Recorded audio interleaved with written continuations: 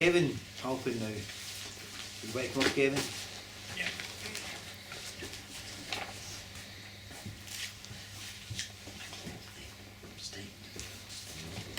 Alright.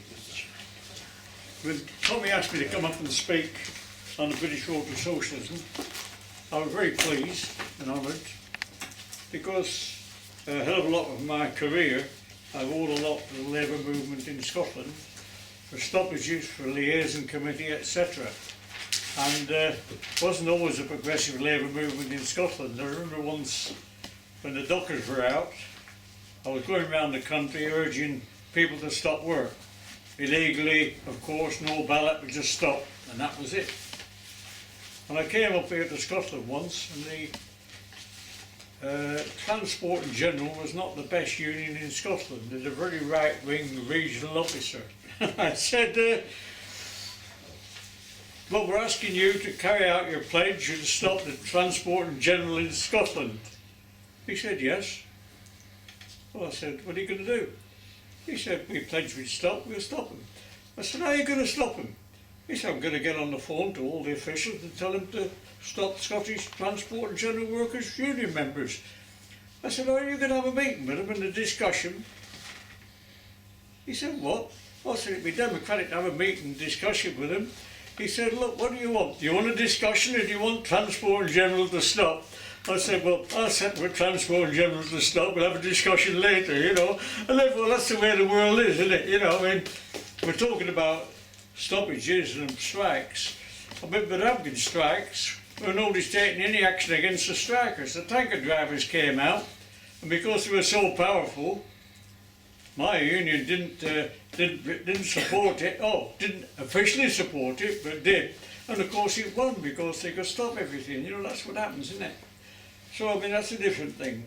But I mean, I welcome coming to Scotland because of the influence and policies we've had up here and support in the past.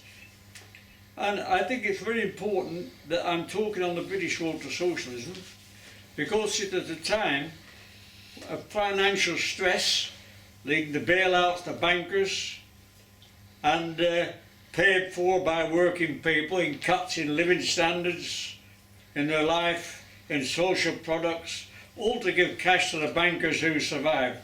Bankers are sacrosanct in any government's word. Even the Labour government bailed them out very strongly. And I think that within this country there's a growing phenomenon that capitalism is not a good idea, that it's not producing for people. And I quote that because it's not just a phenomenon in this country. As Seamus Milne writing last week talked about the fact that there were sit-ins on the bridges in New York, etc., and said, which you wouldn't have believed 20 years ago, public opinion in the United States is not a captive political class. It would no one believe. A majority of Americans are sympathetic to the protests, while a recent poll found only a narrow majority thought capitalism is a better system than socialism. A country where the term socialism is a swear word. Now I think things are changing like that, and the whole question of people looking at what is wrong with the economy, that capitalism doesn't work and it needs to be replaced by a socialist system. And the growth of worldwide sit-ins, strikes in Europe, etc., needs to be directed to a philosophical policy. And in this, there is no doubt that our new Britain's Road to Socialism is launched and need to make it central to our trade union work. The programme historically developed after debates in 1950s. There were other theories about. In 1945, we were a parliamentary party. We agreed we'd stand 100 candidates and we'd get a big parliamentary representation, and therefore that was our policy as a party. And of course, that policy showed at that election where we had two MPs, Willie Gallagher and Piratin, who were MPs. After that, there was a great setback for us as a party. We didn't win a seat, we lost 2 seats, and we had to have a think about it. It was a question where social democracy had backed in the 40s the historical weakness to back imperialism, where they attacked many countries where colonies were fighting for independence, and an anti-Labour movement, Labour Party, developed within this country. But after the Second World War, because you look how the policy came about, it didn't just drop out the sky. There was divisions in Communist Party over armed struggle. There were people within the Communist Party who supported André Marty, who was a hero in the 1930s of a revolt in the Black Sea Fleet, and a French comrade who led the fight of communists in the French underground, the PDF, and who thought that to take over much of France by party-ground struggle, the arms should continue and used to build a socialist France. That seems a feasible policy. But in 1944, that policy was opposed because it would have meant diverting people from the war against German fascism to socialists in France. They have followers in Britain. My branch, Dagenham, when I joined the party, were a branch that favoured armed struggle. I don't know if of course lived next to a Sterling gun factory or something like that, but they actually were in favour, as many comrades were, of armed struggle, that it's a waste of time with the Labour Party, etc. Well, half of them were expelled and that whole idea fell through. There are people who still believe in parliamentarianism and said we should continue the fight where we put up 100 candidates and lost, and that was the way the Communist Party should go. And therefore there were these 2 or 3 different strands. And it was then that the party worked out on the programme, worked out on Lenin's theories, on the position of the exclusion nature of social democracy in this country as opposed to the European model. We had here, for the first start, a united trade union movement, quite different than in Europe. In Europe, they had trade unions set up by political parties. In big factories like Renault, when I went there to have a chat with them about things, they had 3 separate unions. Socialist Party set up a union, Communist Party set up a union, and the Christians set up a union. And therefore there were big splits within the trade union movement. And therefore in this country we had a position of a united trade union movement which actually formed the Labour Party. Now there were extensive debates, particularly with Willie Gallagher from here, from the Upper Clyde, from the Shop Stewards Committee, Glasgow Clyde Shop Stewards Committees, and Sylvia Pankhurst about how a party should be formed and what it should do. And it was these kind of debates, and Lenin on Britain, well worth reading, because within it the militant trade unionists in the Clyde claimed that they should be a party. Sylvia Pankhurst claimed that we didn't need that kind of thing, we wanted people who were in a party independent of trade unions, and that debate continued. It continued at the time when we wanted to go in with the Labour Party, and in the 20s the Communist Party was formed on a policy from Lenin on the basis of being in the Labour Party. Communists at that stage, we had Saklavala, an MP, who was a Communist Labour MP. And we had communists going to the Labour Party as delegates from the trade union. Quite important that. I mean, if we'd have had communists going to the Labour Party from the trade unions and making points when the financial country was in ruin practically and pouring billions in, we could have had a big difference on the question of the Labour Party and the policies. Bans on the Communist Party were put forward. Harry Pollitt, General Secretary of our party, was a Boilermakers delegate, and it was moved the expulsion of communists from out the Labour Party. It was moved in 25 by the arch traitor Ramsay MacDonald, who got it carried at the Labour Party conference. No communist could be a delegate to the Labour Party conference, even though we paid political levy. Ramsay MacDonald, of course, went on to sell in the 30s to the national government and took Labour right down the road. And therefore, it's important to realise where the British road came from and what it was based on. It was based on the fact that the Labour Party needs Marxism. And as I just said, it's best illustrated by the banking crisis, where billions were thrown at the bank. But the chief executive of Royal Bank of Scotland, which went bankrupt, practically, until rescued by Labour, and he was claimed to be the best executive of any bank that had ever been. Why?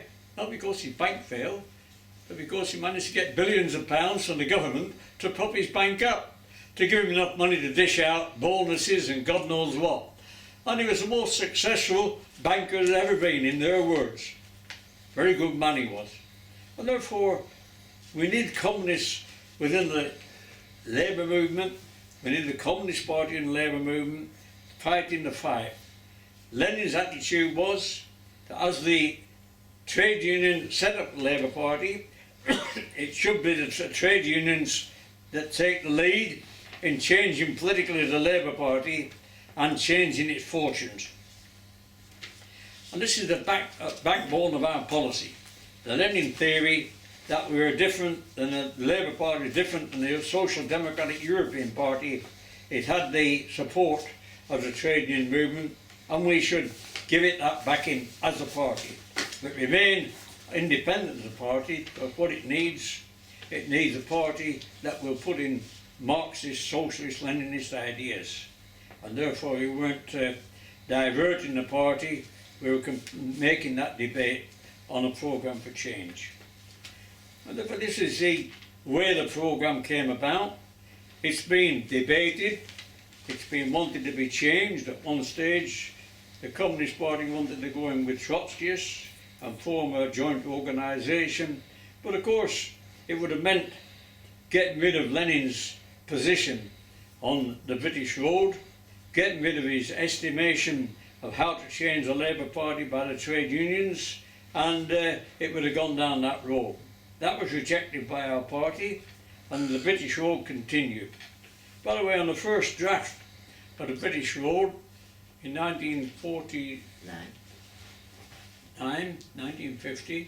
Palm Dutt, the famous communist who came from India and argued for the colonies, was actually opposing the programme on the grounds that when he was drafted by Pollitt or someone, it said quite nicely that the colonial countries should be given their freedom. We would give them their freedom. And of course Palm Dutt said, that's rubbish. We sound like an imperialist party. We're condescending. Oh, excuse me, do you want your freedom in Malaya? Oh, here, I will give it to you. You want it here, we'll give you this, we'll give you that. Palm Dutt said, that's like a party, an imperialist communist party, and we're not having it. And he changed, and instead of giving it to them, remember at that time there were people fighting in Guyana, Cyprus, Kenya, Malaya, and his position was that people will actually struggle, and we will support their struggle to back them to get the freedom in the fight they're making. Far better than just dibbing out and saying, oh, we'll give you your freedom. And he was right. Our programme was under political attack and has been so. And by the way, it's worth reading Lenin, because our party was formed on the basis of discussions with militants, Gallagher, Pollitt, people like that, in debates, and we set up our party. And since then, it's developed, the British road developed, arising from 45, from the fact we weren't a parliamentary party, that we were working in the trade union movement strongly, and we would change the party of the Labour Party. And therefore that's been our fight ever since. It's had some setbacks, but nevertheless that is where we stand. And when you think of it, the Communist Party then injected its resources into industrial branches, and we had key people there. It wasn't just the job of someone in a factory to form a branch, it was a job of leading theoreticians to go to that branch and speak on the politics of the branch. I was in a branch in Fords, and practically every leading political comrade that I know, from Palmed Up, Pollitt, etc., Willie Gallagher, spoke at my branch on the ideas of socialism and the ideas of Marxist-Leninism. And therefore I think it is important. I've been in Scotland in many cases. I've come up here to address meetings of about 800 or 900 in the big hall, and I've done things like that. I've come up here when we could stop Scotland, but I tell you this, I'm coming up here now at this stage. I think there's more people doubting this system of what we're living in. Okay, maybe they have a riot here and a riot there, but underlying that is the fact that people are not satisfied with the system they're in. They're attacking the wrong people. Though of course the people outside the church are attacking the right people outside the City of London. Matter of fact, I would argue, if I was religious, that Jesus Christ would be on that demonstration outside St Paul's if he was a Christian, because after all he did urge the position, if I read it right, that they should drive the financiers out the centre and out of churches. And therefore, there's a lot of things happening. I think that our party needs intellectuals. It needs to discuss, in particular here in Scotland, we need to discuss how Lenin proposed our policies and our strategy, and discuss it very deeply. Because you know, if you go with Trots and these kind of people and that, you need to be well educated and well organised to say, well, we're doing a Leninist position, we're communists, and we believe in the British road to Britain's road to socialism, and we believe quite clearly that the time is now for that to be put in front of people who are protesting about the way things are. And within all this movement of protests about pensions, about closures, etc., we need to inject the fact that we've got a system of society.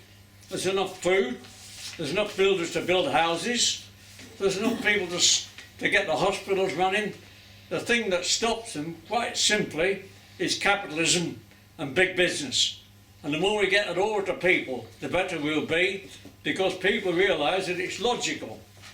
You know, you come up here on a train, there's fields of food growing and everything like that, cattle, and yet people are going hungry in this country. And we need to get the Britain's road to socialism out on the basis that this system is not fulfilling people's needs. And I think there's never been a better chance in life than at the present moment. And you know, people weren't never doubting the system, even the days, you know, when you have big strikes and that, people were never doubting the system. You know, it was all right, capitalism worked, you know, and all that. We might have to take that attitude, but now there's a growing belief, in my opinion, amongst people that this system is not working and will not work unless they take over and change it for something which starts off on the basis people who are hungry should have food, people have no housing, and there's thousands more going to be chucked out on the streets, should have houses, we could build them, hospitals, there's people to treat people, but they haven't got the money now, and this education right the way through. The whole thing that's stopping our people developing is not anything at all to do with famine, to do with anything at all. It's to do with the fact that capitalism and big business is running this country with the Tories, and by the way, very often with the acquiescence of Labour Party leading people, because they dobbed all the money out as well, didn't they? When Brown was in, they dobbed billions out, you know, and therefore that's the kind of message we've got to get over, which we can change people, we can change within the trade union movement, we can change the Labour Party, and we need communists to do it. We need communists to stand in election so that we can put forward our policy. And therefore I thank you very much for the opportunity to come up and speak on this. Thank you.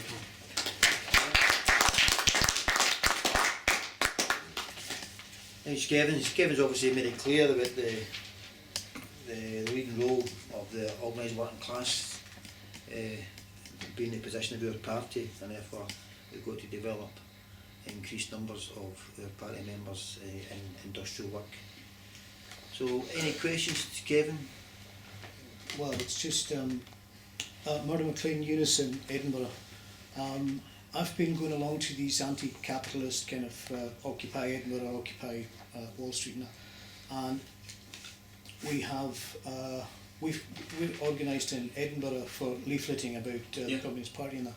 But where we fall down is that there's an open platform there, and nobody is in charge. There's nobody leading it or anything, or there's no kind of. There's thousands of people occupying St Andrew's Square every Saturday, and it's an open platform. People are encouraged to speak and put their views forward, no matter what political persuasion you're from. But we haven't got any kind of red Clydesiders, like Jim McLean and etc. for that firebrand kind of organising people. All we have is our leaflets, and it would be good if maybe the speaker could come along one Saturday from the Communist Party. Up to you coming. What's that? How do you got there? But I haven't got that firebrand kind of stuff, kind of. I mean, I would. Sorry, but that's not true.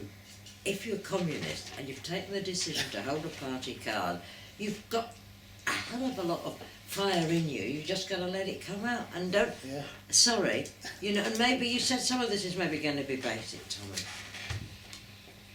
Don't be shy to say you need to do some school for speakers. Canvassing, election work, loudspeaker work. That's what we do in elections. We go in with a loudspeaker, take a kick. Last time it was Louise from the start. Said, have you ever spoken on loudspeaker? No, so we sat in the back of the car, she spoke, and when she dried up, we took it off her. 5 minutes later, she said, can I go again? So you've got to start somewhere. But, I take your point, because the trots make a thing of, aren't we good at speaking? Yeah? There's a lot of them there.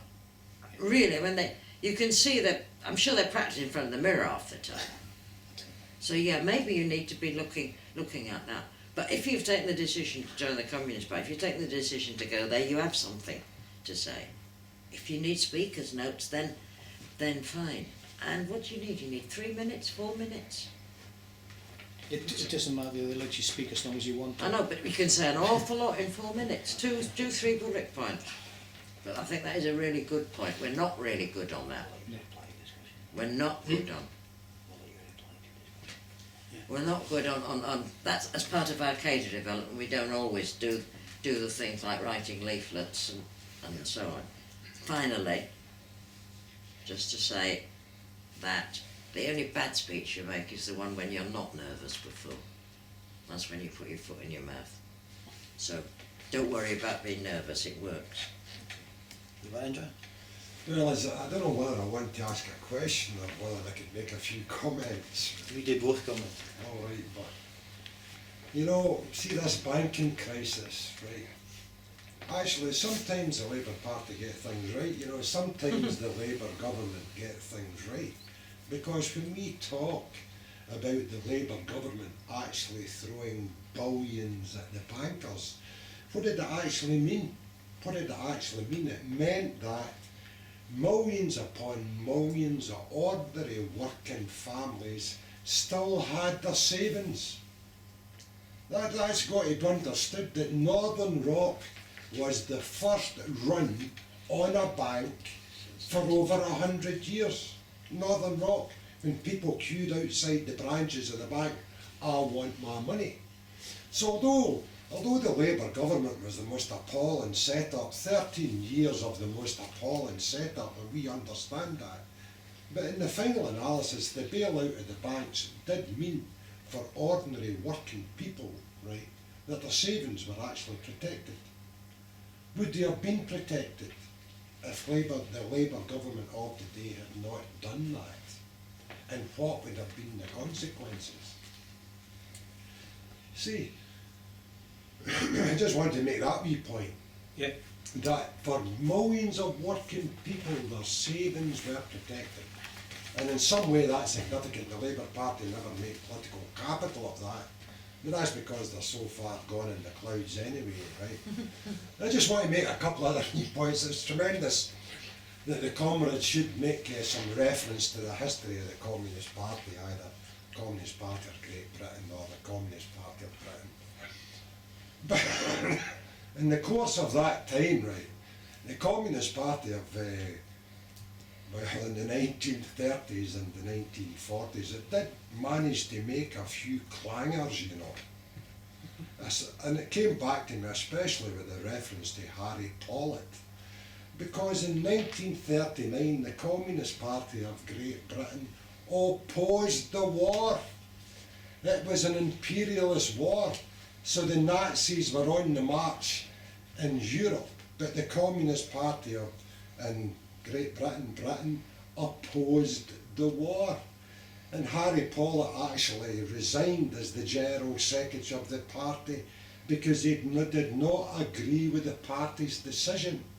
Of course, after the invasion of Soviet Russia in 1941, everything changed. It then became an anti-fascist war. So all I'm really trying to say is that the history of the party is actually quite phenomenally interesting. And it's not a history of dogma. And the point I'm really trying to make is that when Lenin did his theory, you know, when Lenin wrote his theory in the beginning of the 20th century, right into the 20s, but Lenin was writing theory based on how he saw the working class. But the working class were very, very readily identifiable. Whereas in modern times, you see, the working class are not so readily identifiable. The working class are still there, but the working class is more nebulous. In other words, there can be a great deal of confusion about actually working class and not working class. And what I'm really saying is that where the great writers in the past, where the theory is relevant to our struggle today, that's fair enough. But we don't quote the theory for the sake of it. You know, I could go into quite some extent, but it's absolutely, the history of the party is a tremendous party. Now, I'm going to finish up with one question if you want to pass it. See that British Road to Socialism there? I just want to, Britain's Road to Socialism, I just want to make the one point. You see, at this moment in time, right, I was a bit disappointed when I saw this, but at this moment in time, you see, we are speaking here, the document's correct, because we want to form this alliance. We want the working class and people who earn a living, professionals, whatever the case may be, men, women, we want the alliance, we want people to be engaged in this great struggle to change why we live and work. That's essentially what we are doing, to try and change the reason why we live and work. And I don't actually think that the wee kind of arty-farty depiction of the British Isles with the hammer and sickle stamped on it is actually the way to try and embrace those millions of people now. Maybe that's controversial, I hope so, and maybe some of the comrades want to make their view, but I've got to say that I've got to offer there's people out there, you've rightly said it, they're opposed to capitalism. It's how do we then go forward and make the Communist Party and what it stands for the basis of how they proceed. Thanks, John. Anything else on this point? Just on the issue of the party's strategy of influencing the Labour Party through trade unions, the difficulty with that is the demolition of democracy within the Labour Party and reducing the influence of trade unions. And some Labour Party left comrades are more despondent about this than people outside the party. I think they would probably be in quite a good position to judge as well. And I've even heard some people saying that the effort, in order to rebuild the democratic structures, so much effort would be required that it would be a distraction from building the movement. There seems to have been some positive developments at the last Labour Party conference. I'm not entirely sure on the detail, but I wonder if we could maybe come back on some of the actual concrete ways in which we can influence influence the Labour Party through the trade union movement. Thanks, Mark. Anything else at this point? No? Okay, Kevin? Do you Yeah. want to make these points? What's happening in Edinburgh, I welcome the fact that there are people who are just coming out and saying this, demonstrating against it without any leadership. And I think we as a Communist Party could put some leadership into it. And I'm aware of the fact that people say, well, I can't speak and I'm not this and that. Well, I wasn't brought up to speak very well, and I went to a party school. A bloke called James Klugman, one of the best lecturers I ever heard in my life, he was very influential, came out the Oxbridge place, said to me, what are you doing? He looked at me notes, he said, they're not notes, are they? I said, yeah. He said, are you going to use them? He said, they're rubbish. I said, well, that's not very nice. And I was quite aggressive, that time. I said, I don't like this rubbish stuff. He said, tell you what I'll do. When everybody it was a holiday school, when everybody goes and plays football, I'll sit with you and we'll go through notes, like how you do it, our structures, you know what I mean? How you examine what the subject is, how you examine what the opposition's saying, how you examine what's wrong with it, and how you examine what you're going to do, things like that. People, and I think that as communists, I believe we've got to do that sort of thing, educate people how to do it. Don't just presume. I mean, I've run around the world, I've come out of the Navy, I was a rough bastard, I just thought, what's he talking about? But he was right. The next time I remember, I was at Briggs Bodies, 10,000 workers, and we set up a party branch of about 6, and we were making on pay. We wanted 10 shillings a week more, quite a lot of money then, wasn't it, 50p. And the fact there was going to be a mass meeting, so they said, well, we'll move a stoppage. They said, who'll move it? You'll move it. What, 10,000 people, me get up and move a stoppage? You must be joking. Well, they said, if you don't move it, who's going to move it? Well, somebody else. Well, no, you're going to move it. So I had to get up and move a stoppage of 10,000 people, you know what I mean? And you can imagine, I knew the day before I'd have to move it, by God, I didn't sleep that night, but I moved it and it was successful, And I think that training people how to speak, it's not an art, but it's something that needs people to train how to do it. How you can do it. You can do it anyway, I can say that, but you need to have some training and some experience. I got up public speaking and I said, well, supposing I get up and there's lots of questions, I don't know the answers. They said, you're a good speaker, if that happens to that, you're very lucky. I said, why? They said, well, you've attracted people to listen to you for a start. So, I mean, it's this kind of thing that I think education, we shouldn't underestimate the position on education and the fact that comrades could put some ideas into this movement. And we've got the Britain's Road to Socialism, we've got a programme for socialism, and even somebody got up and said, look, what we need is socialism, and sat down. And that might be an idea, might it? Just said that, we need to change the society, it's not working. We need socialism where it works, where people get fed, where people get housed, where people have hospitals and schools. That's not a big speech, but it's a good idea, isn't it, before we start.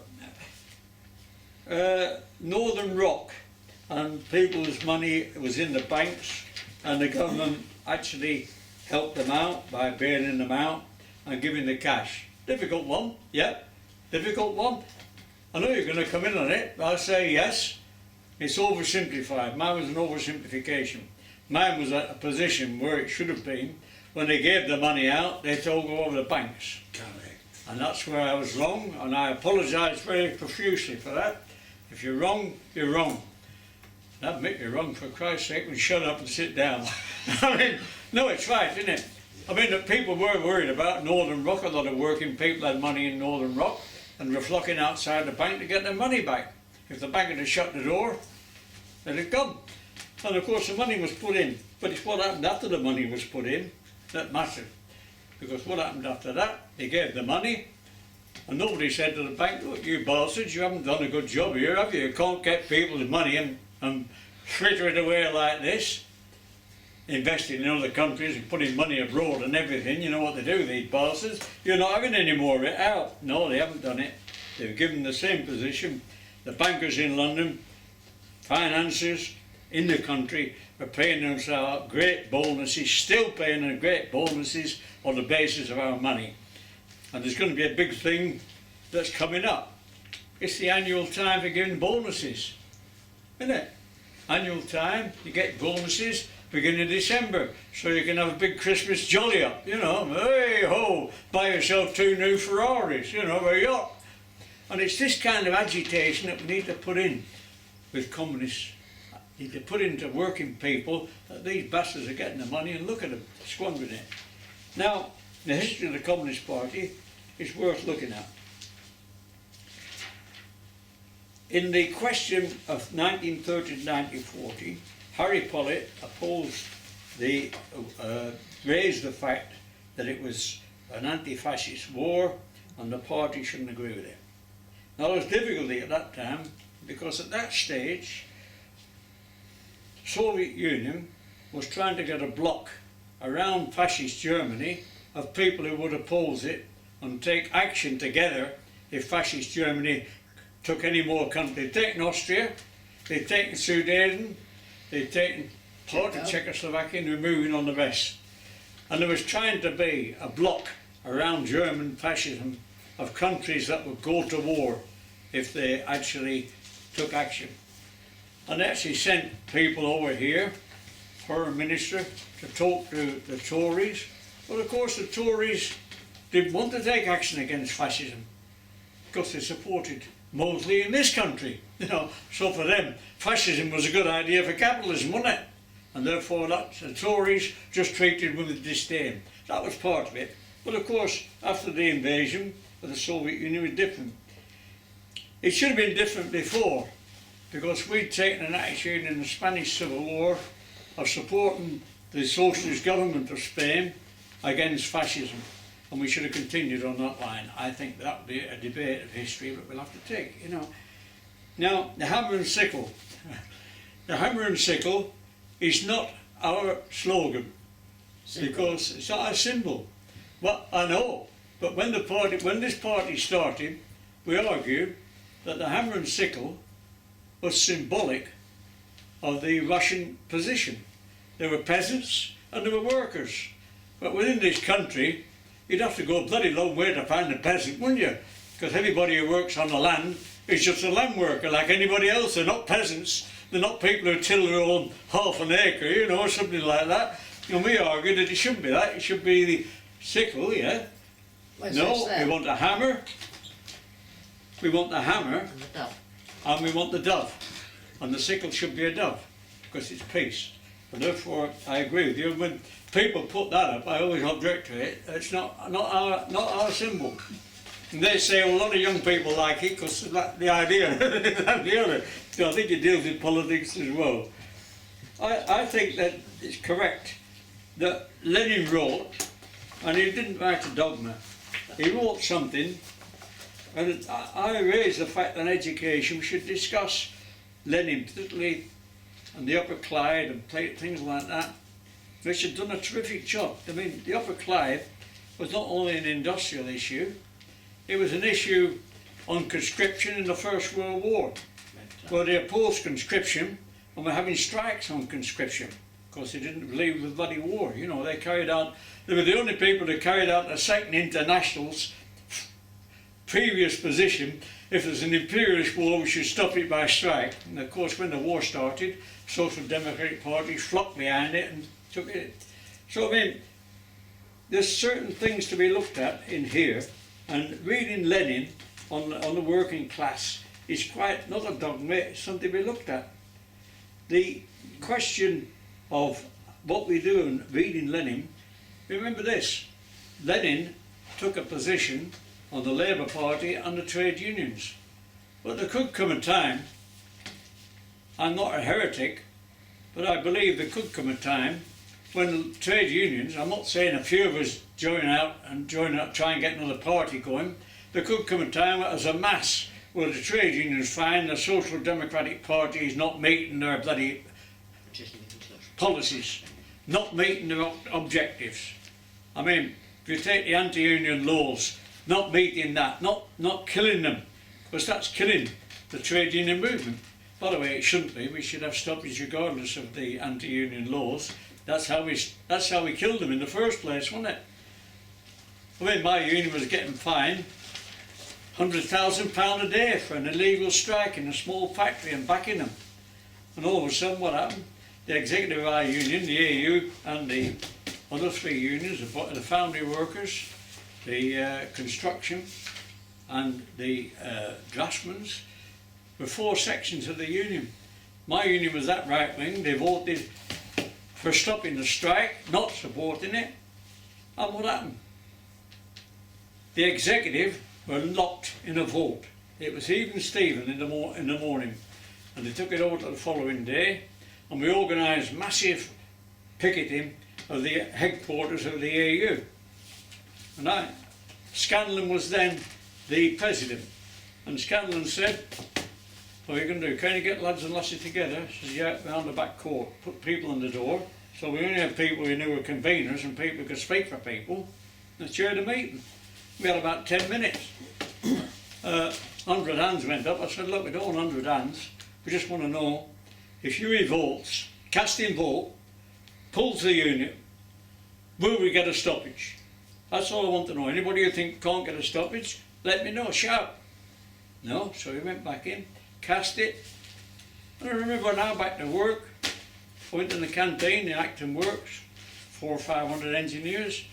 We said, "Well, the union's instructed you to come out and strike as from 12 o'clock today." This was 10:30. Management objected to have us a meeting, of course, that's usual. So right. So somebody said, "Well, are we going to move them both on it?" I said, No, it's an executive policy. You're carrying out an instruction of the executive." So we went out. And by 11:45, I was putting my overalls on to go out as well, because I had to take my overalls off to go out. Management sent for me and said the strike's off. I said, "Really? That's interesting." They said, "Yeah, we just got over word that the finding of your union is stopped. There's going to be no finding of the union. They stopped this kind of position now. So there's no need to go out." I said, "But I tell you what, you won't get the people in this place back to work now. They're probably all down the boozer now at 12 o'clock. So they all came back the following day. Just talking about that because we're talking about how the working class works and how it comes about. And I think that the difference between people working hand and brain, at one stage we had industrial workers and they were the working class. And they were people, I mean, if you got a job in a bank once, you were made for life, aren't you? If you carried on working, you went up a bit, you got a mortgage, you were all right, you got your son in the in the bank, and you went on, you're made for life. Now, if you're in banks, it's the most shaky job in the world, isn't it? They don't sack them by 100, they sack them by 1,000. Shut them out, all finished. And therefore, what's come about the working class out-formulation about, manual workers and all that, is quite important, but it's also a position that's been overcome by the fact that a hell of a lot of people work by hand and brain, not by banging a hammer about, anything like that, and have become in the same position. If you talk about prison officers at one time, there's never been a position where prison officers saw themselves going on strike, or even the police contemplated it, and therefore it's got a greater breadth of people who this system is attacking, and the system itself isolates itself from all these people who used to think, well, in Lenin's day, if you read Lenin, we had the aristocracy of labour. Anybody who was a craftsman was in the aristocracy of labour and did better than the maid on the floor. Yeah. And it's not true anymore. Everybody's attacked from top to bottom in this country. Doctors, the bloody medical profession, officially, the one you worked for, what was it called? British Medical Association. British Medical Association. Who would have thought British Medical Association would be condemning the cuts in hospital and the government, At one time, I was with some Russians who came to this country and I said, "Oh, they're closing hospitals." They said, "That's a good idea." So I thought, well, I said, "By the way, why do you think it's a good idea closing hospitals?" They said, "Because everybody must be getting fit. You don't need hospitals anymore." I said, "Oh, you got the wrong end of the stick. It's the other way around, And therefore, I returned this position. In the Labour Party, you talked about, you know, the democratic structure of the Labour Party. We've got to do a hell of a lot about it. At the present moment, the democratic structure of a conference at the Labour Party is nil. If you remember, there was a position where Brown actually said, we're going to call an election in October. All put your money in. And we don't want any debate about policies at the conference. No debate, because it'll stop us winning the election. So, my union put £1 million in. Other unions shut their office down, so it could be used for the Labour Party. They printed all the stuff, spent pounds on it. Then he said, well, we're not going to have one this year. We'll have one later on. We've got a better chance when our policies come true and we defeat the Tories. And we knew what happened, of course. Their policy didn't come true. Their policies were for cuts. And they lost out. So it's a question about how to change the Labour Party, how to get a position in my union, and unions and big unions. There used to be a place for politics within the union where people who had come from the Labour Party and made the delegation up. And they came from constituency parties, etc. And they could nobble them.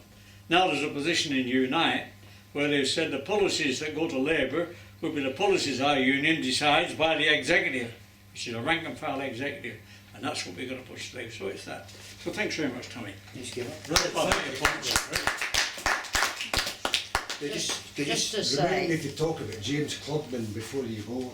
to John, the section in chapter 4 of the BRS, the leading role of the working class, is particularly the one, and it says, of course, some workers do not recognise themselves as members of the working class. They believe class is defined by the type of job or profession. And there in 3-4 paragraphs is the answer. We're going to wait for lunch now, but just to say that Kevin's got a book coming out shortly. Talk about shortly. He's got a book coming out about his life in the movement, which is well worth reading. But it's well worth also seeing a photograph of Kevin with a Beatle haircut. So it's worth getting that for that away. And it's likely to be published by Praxis Press, which means it'll probably be handled from here. Okay, we're going to, according to the programme, we're going to get a short time for a break. There's sandwiches in the cooler box over there, and obviously tea, coffee, juice, etc. So just help yourself, comments, and we'll start back here, say about 2:05, and we're going to have Mark speaking on Trades Council work in Scotland, and Alan is on the People's Chapter. Thanks. Thank you very much.